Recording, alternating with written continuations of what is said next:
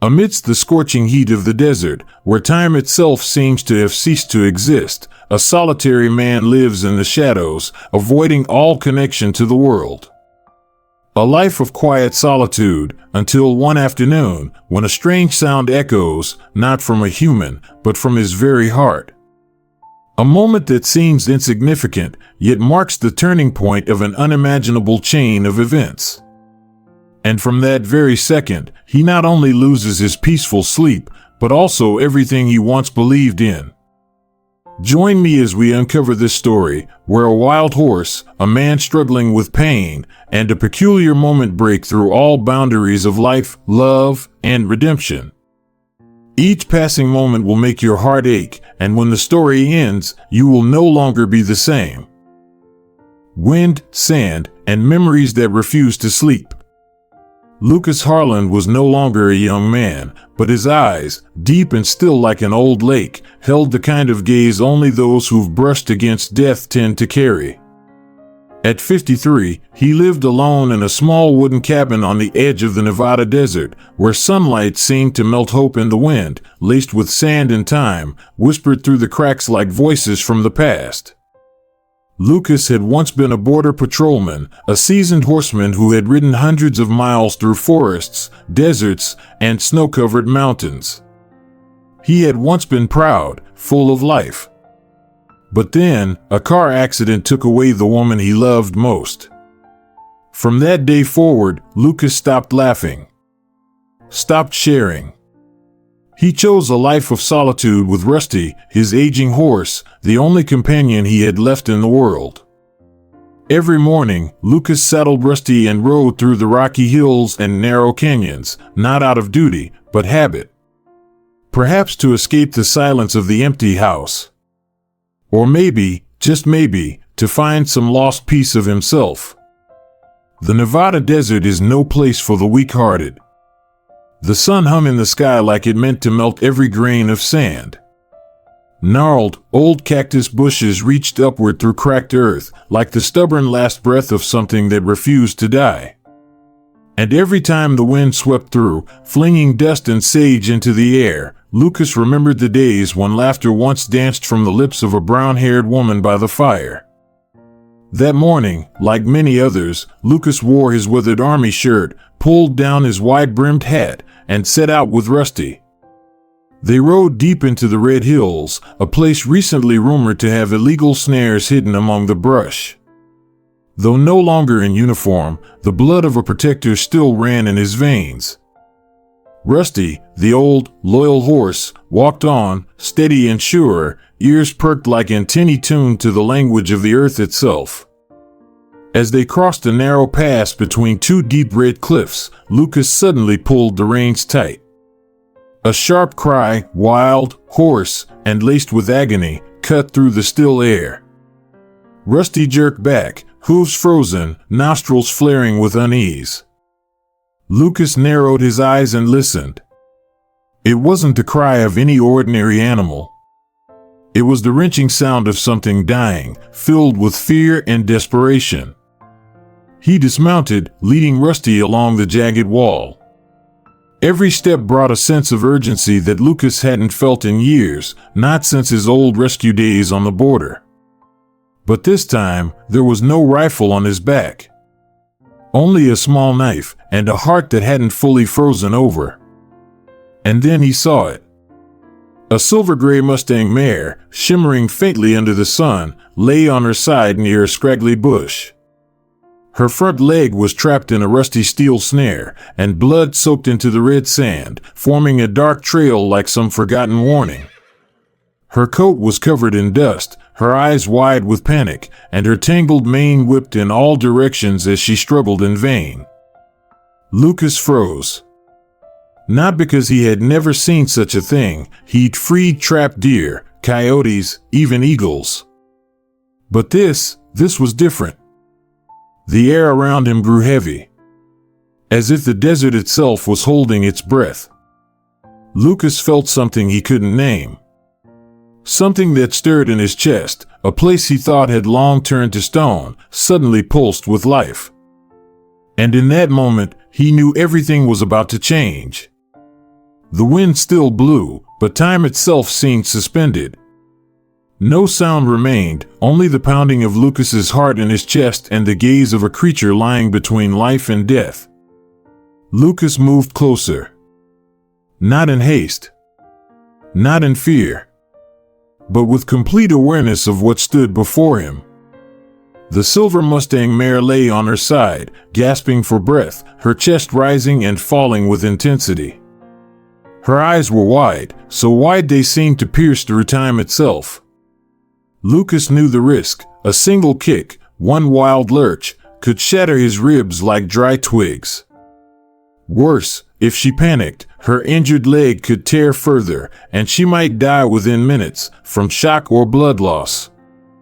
Lucas stopped a few meters away. Slowly, he knelt, pulling a small leather water flask from his side. Without a word, he carefully poured water into his calloused palm. The first few drops hit the cracked desert soil, sinking in like blood into sand. Then he extended his hand toward her, open, gentle, offering nothing but silence. The wind shifted, carrying the scent of water toward the dying animal. The mare twitched her ears. Her nostrils flared. In those few seconds of stillness, Lucas knew she was deciding whether he was a threat or something else. "It's okay, girl," he whispered, speaking more to a wandering soul than to a wounded beast. After a moment, the mare tilted her head ever so slightly and brought her cracked lips to his hand. She licked a few drops, cautiously, shakily, but she drank. Lucas exhaled, softly. Trust had been born in silence. Trust is the only language that needs no words. He knew now was the moment to act. There was no time to waste. Lucas crept closer to the trap. His hands trembled, not from fear, but because he knew one wrong move could destroy everything. The trap was old, rusted, but still as sharp and merciless as the day it was forged. He slid his hand between the steel jaws clamped onto the mare's leg. The flesh was torn. Blood soaked her coat. The air stank of metal and pain. Bit by bit, he searched for the release mechanism. His left hand held pressure so the trap wouldn't tighten. His right hand worked slowly, steadily. Every time his fingers scraped against the rusted steel, it felt like the trap was retaliating, slicing into his skin like it wanted to make him bleed too. Click. A dry, biting sound echoed through the silence, like a clock ticking down. Lucas gritted his teeth. He didn't stop. Click. The trap groaned again, and then, snap. The jaw sprung open. The mare's leg fell limp, released at last. She didn't thrash. She didn't bolt. She just let out a deep breath and collapsed further, too exhausted to even move. Blood still trickled from her wound, but slower now. Lucas pulled back. His hand was bleeding, slashed open from wrist to knuckle. But he didn't care. He backed away, giving her space, like a field surgeon retreating after a battlefield operation. He tore a strip from an old cloth in his pocket and wrapped his hand. The mingled scent of human and horse blood hung in the wind like a pact between two survivors. Lucas didn't know how long she had left. But she had a chance now. Lucas looked up. They were still there. 5 wild Mustangs, tall, strong, majestic, stood motionless atop the hill, like ancient stone statues carved into the land. The wind kicked dust around their hooves, but they didn't move. They didn't neigh. They didn't flinch. They only watched. Like sentinels guarding the border to another world, one where humans were only allowed to pass after proving their courage and their compassion. Lucas's throat was dry. Not from the heat, but from emotion. He didn't know why they hadn't fled. But one thing he was certain of, they had seen everything. They knew he wasn't a predator. The air thickened, not with fear, but with something older, deeper. It felt like a sacred rite was unfolding, unseen, wordless, yet more profound than anything mankind had ever put into scripture. Lucas placed a hand over his chest. He felt something stir. Something he hadn't felt in a long, long time. Something that had gone missing the day his wife died. Awaking. Lucas was still standing there, his hands bloodied, chest still rising and falling from the intensity of what had just happened. On the scorched desert sand, he didn't think he could feel anything more until a subtle movement from the hilltop stole his breath away. From the highest point, the lead horse, a black stallion, began to descend. Not hurried. Not loud. Just one step at a time, slow, steady, deliberate, as if the weight of the entire herd, of all the wildness in the world, was silently moving with him. His coat was pitch black, like the bottom of a moonless canyon. The evening sun lit up his long mane, turning each strand into shimmering silk. And those eyes held 1,000 untold stories. They weren't looking at Lucas like an animal looks at a man.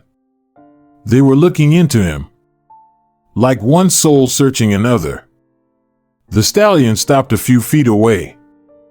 1 second. 2 seconds. And then he bowed. Not to graze. Not out of fear. It was a bow with purpose, slow, measured, a sacred acknowledgement. A wordless thank you that shattered the barricades Lucas had built around his heart. His knees nearly buckled. For 10 years, he had lived like a hollowed-out shell, grieving, numb, closed off.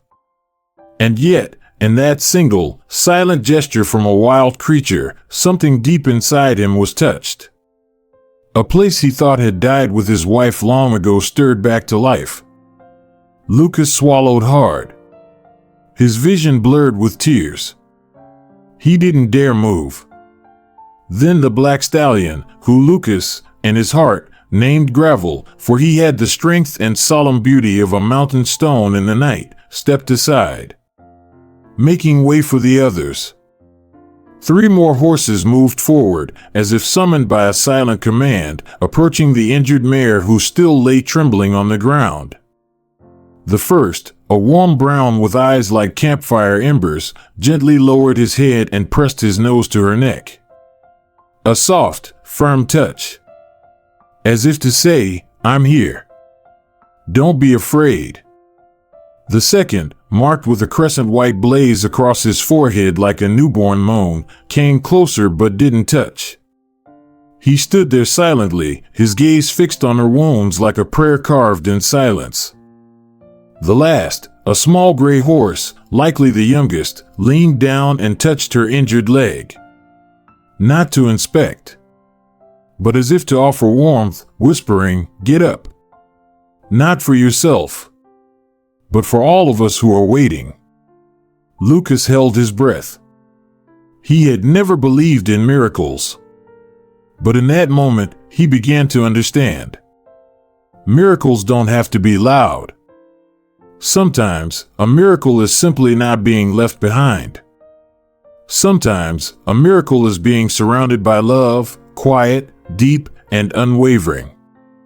And then, the impossible happened.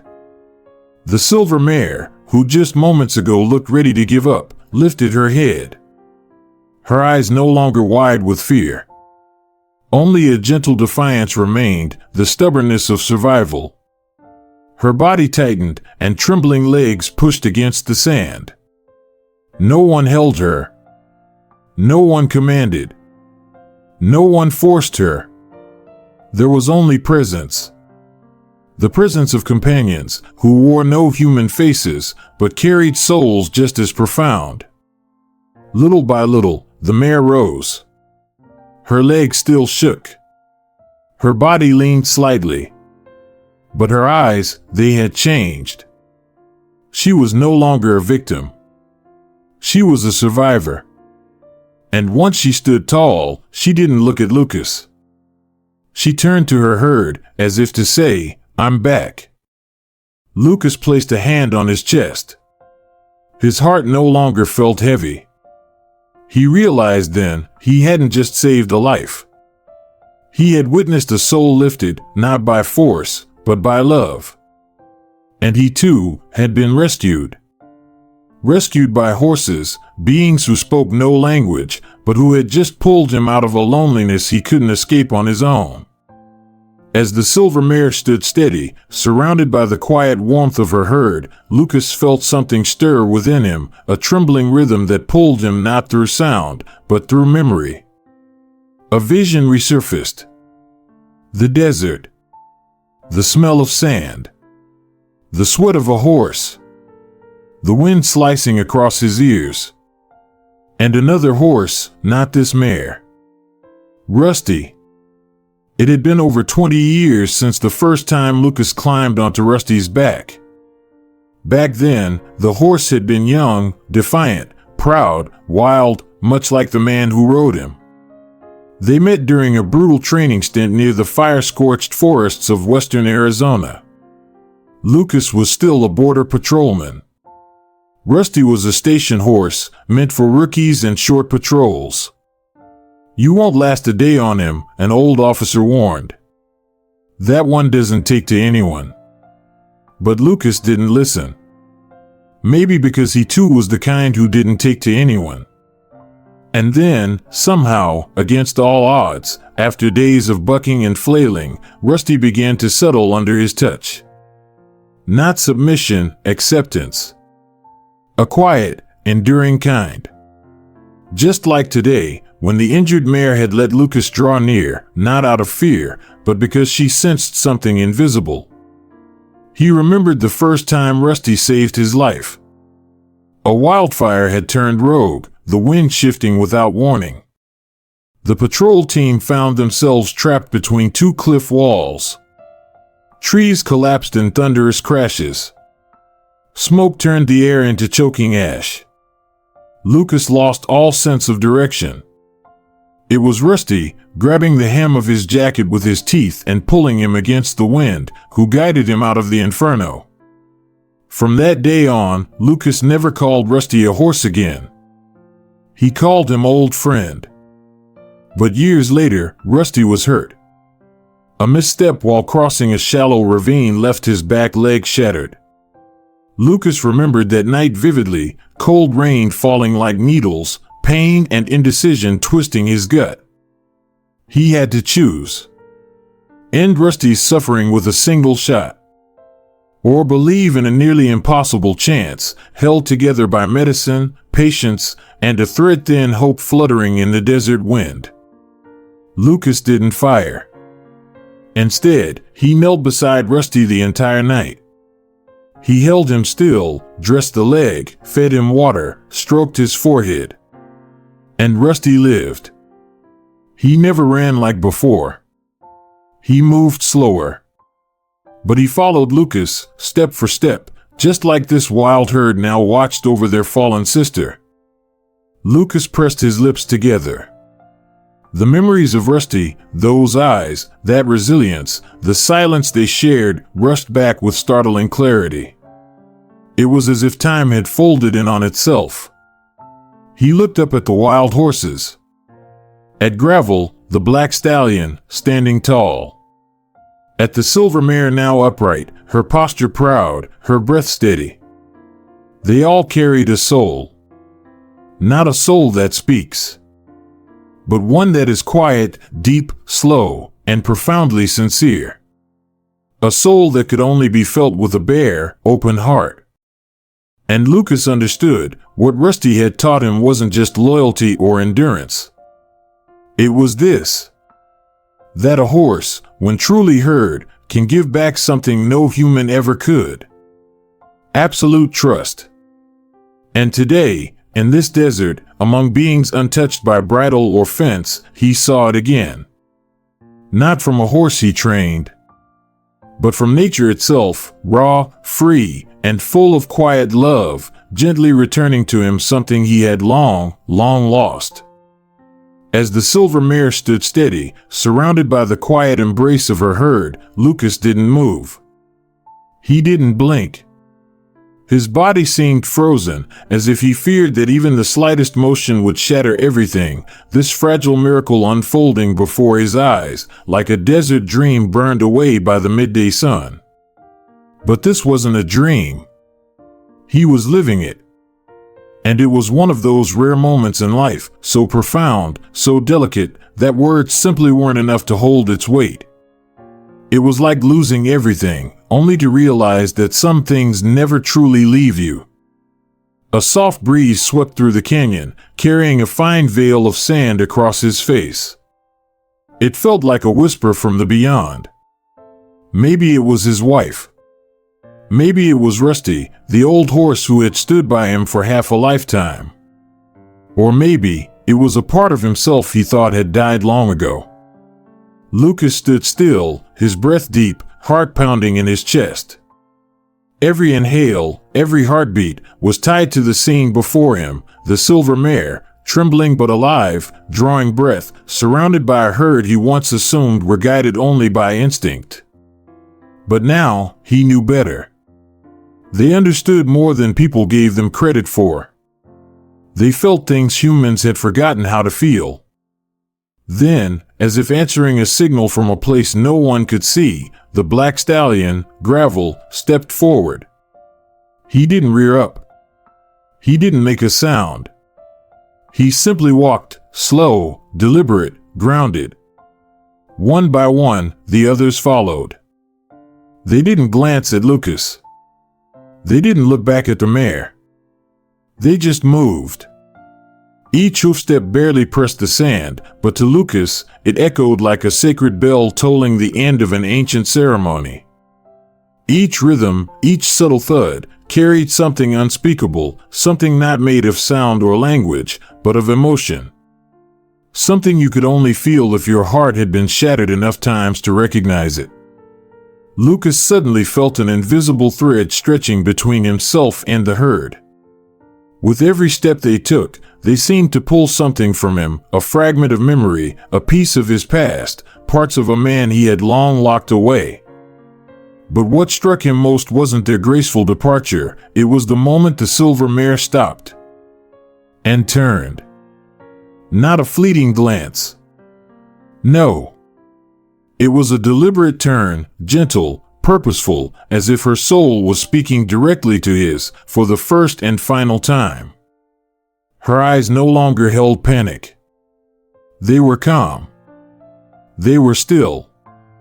But in that stillness lived a universe of survival, of quiet strength, of pain endured, and love born from the ashes of suffering. Lucas raised his hand to his chest. He didn't know if it was the wind or a lump in his throat. But his heart pounded hard, so hard he swore it could wake up every grief he had ever buried. And then she turned away. No words. No sound. Just her slender frame, her silver mane fluttering in the wind, disappearing into the sunset. Lucas stayed rooted in place, watching until the silhouettes of the horses blurred, faded, and vanished into the golden haze of the desert evening. The wind picked up again. The sand danced. But the desert was different now. Not because it had changed, but because he had. He slowly knelt down and pulled something from his shirt pocket, a weathered, fraying bridle. Rusty's bridle. The one he had kept with him on every ride, every patrol, every silent evening alone since Rusty passed. It was more than a memento, it was a charm, a talisman, a quiet reminder of the only heart he had allowed to stay close. Lucas clenched it in his fist. Once. Twice. Then, let go. The leather dropped to the sand. The earth claimed it without ceremony, swallowing it whole like it had always belonged there, like it was part of the land's memory now. He didn't cry. But his eyes welled, not from loss, but from something else. From realization. He had finally learned how to let go. and learned that sometimes, the tighter you hold on, the more it hurts. He turned away. Rusty, the old horse, stood waiting in the distance. He didn't nicker. He didn't move. He just stood there, watching, understanding. His eyes, aged, clouded, and wise, reflected everything without needing to see it. Lucas walked to him and placed a hand on his neck. "Let's go home, old friend," he said, his voice low and softer than it had been in years. And then, for the first time in a decade, he smiled. Not a wide grin. Not a burst of laughter. Just a small, honest smile. One that could stop the wind in its tracks. From that day forward, no one saw Lucas patrol the canyon again. Word spread that he had torn down the fences, left the stable open, and let the desert come as it pleased. Nothing was locked anymore. Nothing needed to be. Some of the newer folks who moved into the valley later said that, on clear nights, they heard the sound of hooves echoing from the hills. No one could say for sure if it was real. But those who had stood in stillness and listened, they knew. It wasn't imagination. It was memory. It was forgiveness. It was love returning in a form only the heart could recognize. And if you ever stand quiet enough, place your hand over your heart and close your eyes. You'll feel it too. A herd of wild horses passing through your chest. And among them, a man who finally learned how to live. With a heart that had once been broken. Since his farewell with the wild Mustang herd in the desert, Lucas had grown quieter, but his soul, strangely, had opened wider than ever before. He no longer chased after greatness. Instead, he listened, and the world began whispering back, in the form of stories he had never noticed before. They came through brief encounters, an old newspaper clipping, a mailman's tale from a distant ranch. And each of these stories, no matter how far removed, touched him deeply, as if whispered by the spirit of Rusty or Gravel, echoing from a place beyond words. The boy's name was Eli. No last name. No birth date. He had been abandoned on the steps of an orphanage during a bone-chilling winter night. When they found him, his skin was nearly frozen, and his tiny hand was clutching a wrinkled scrap of paper that simply read, "He's a good boy." Eli grew up with eyes that never looked anyone directly. He didn't cry. He didn't rage. He just remained quiet. When Eli was 10, the orphanage received a small batch of rescued animals. Among them was a lame horse, found discarded near a railway track. Its hind leg was twisted and broken. No one wanted to treat it, it wasn't worth it. A vet was summoned to put it down, but no one expected what happened next. Eli climbed the fence and stood silently between the horse and the needle. "I'll take care of him," he said, for the first time in 3 years. From that day forward, every dawn, while the others were still asleep, Eli would walk out to the yard and sit next to the horse. He didn't brush it. He didn't sing. He just sat. And the horse, broken, trembling, would lie there in the silence with him. 1 week. 2 weeks. By the 3rd month, the horse struggled to its feet on 3 legs. By the 5th month, Eli was helping it walk, awkwardly, painfully, but proudly. At 15, Eli was adopted. The new family planned to move to another state. On the day of his departure, Eli brought the horse to the top of the hill. The horse could walk now, limping, but steady. He didn't hug it. He simply placed his hand on its forehead and whispered, "Thank you for saving me." And somehow, the horse knelt, as if offering the most sacred bow one soul could give to another. People say that many years later, when Eli became a renowned veterinarian, there was always a photo on his desk, a boy and a horse standing at the crest of a hill, their shadows cast long and intertwined, like two halves of a heart that had once been broken, now whole again. That year's flood was called God's wrath.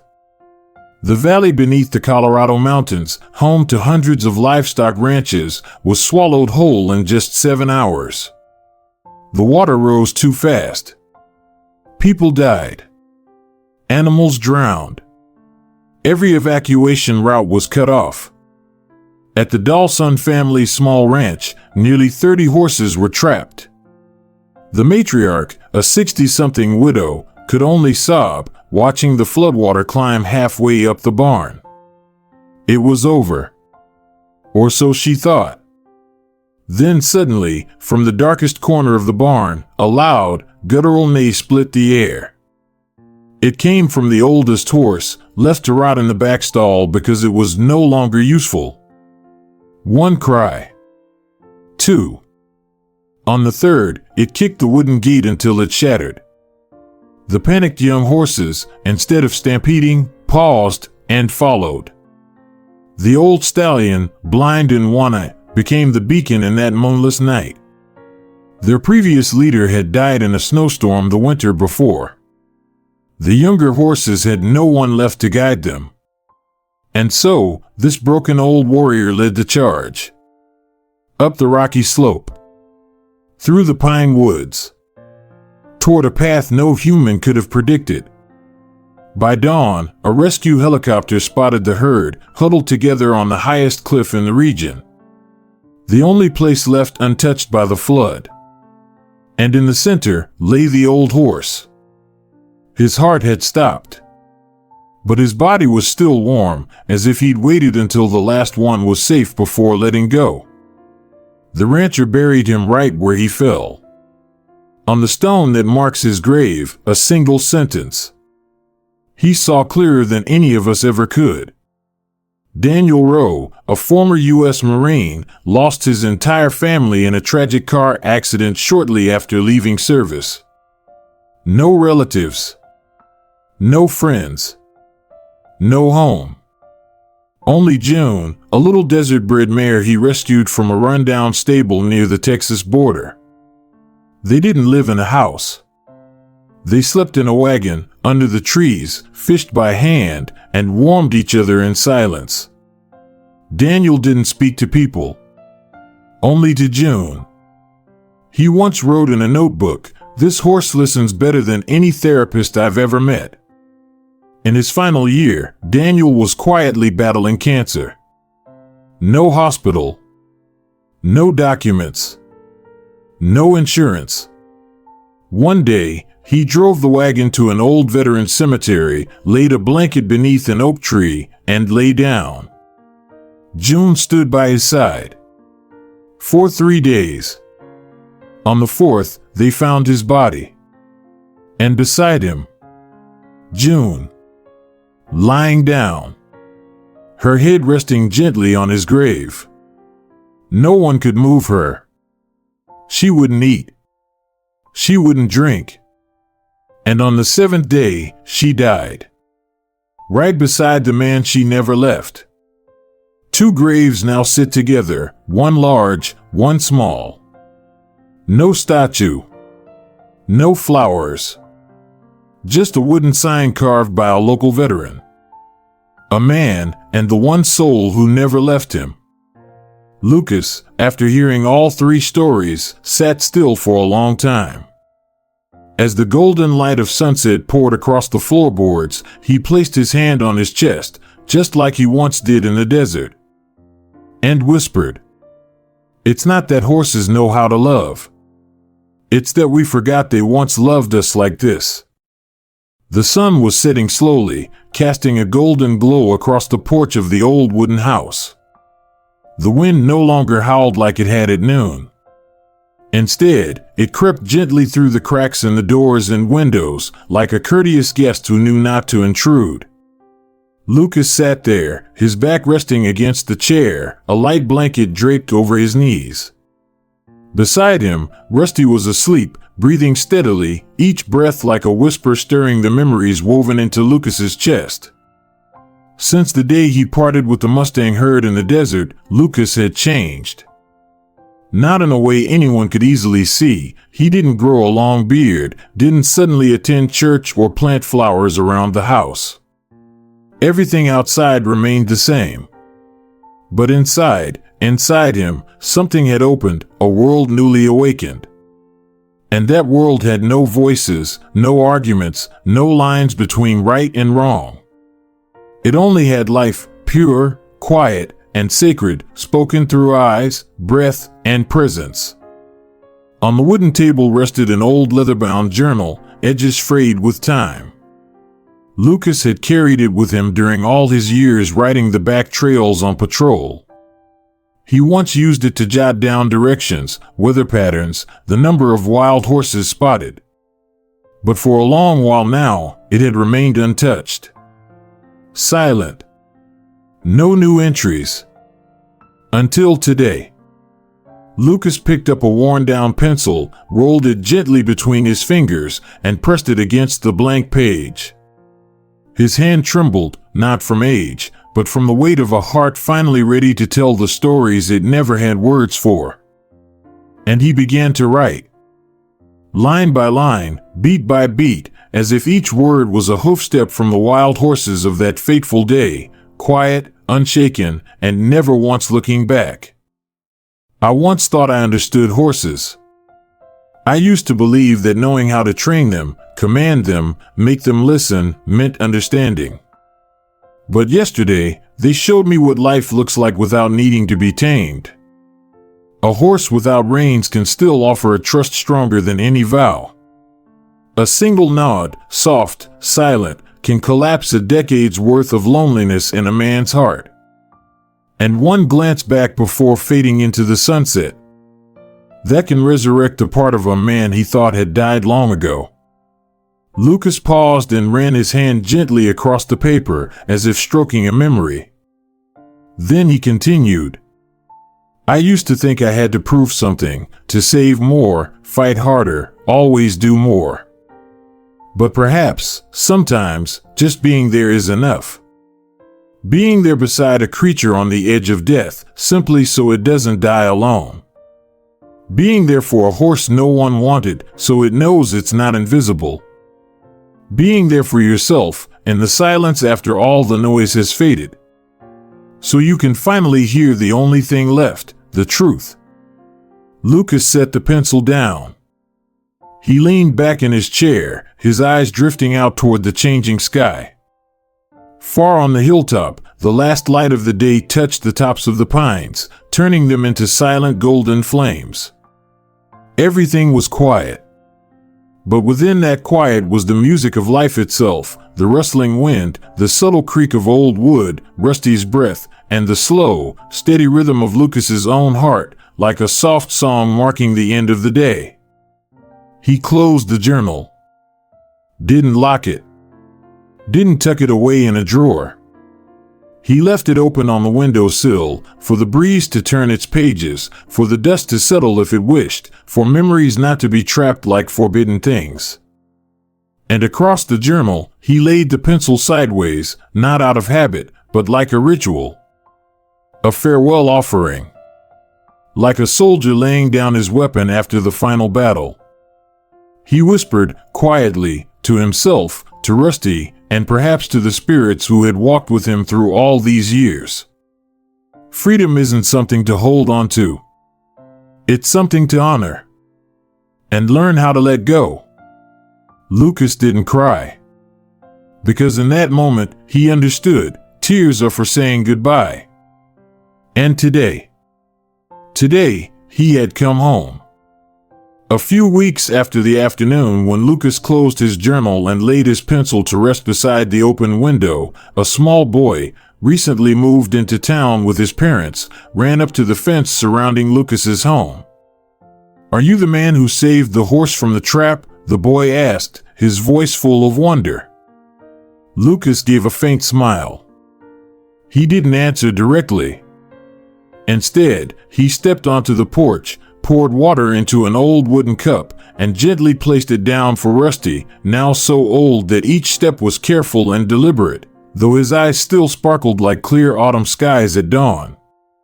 "Sometimes," Lucas said, "eyes still on Rusty, saving someone doesn't mean you're stronger than them. It means you believed in something others couldn't see." The boy went quiet. Then he turned to his father and whispered, "I want to learn how to be friends with a horse." Lucas nodded softly. "Then you have to learn how to listen, not with your ears, but with your heart." And maybe, just like that, everything Lucas had been through, all the quiet years, all the memories of Rusty, of gravel, of wild horses standing against the wind, wasn't meant to make him extraordinary. It was simply meant to help him guide another soul, to see a horse not just with their eyes, but to live, not just to survive. Some encounters are never random. They arrive to awaken something in us, a forgotten feeling, a piece of ourselves we thought was lost.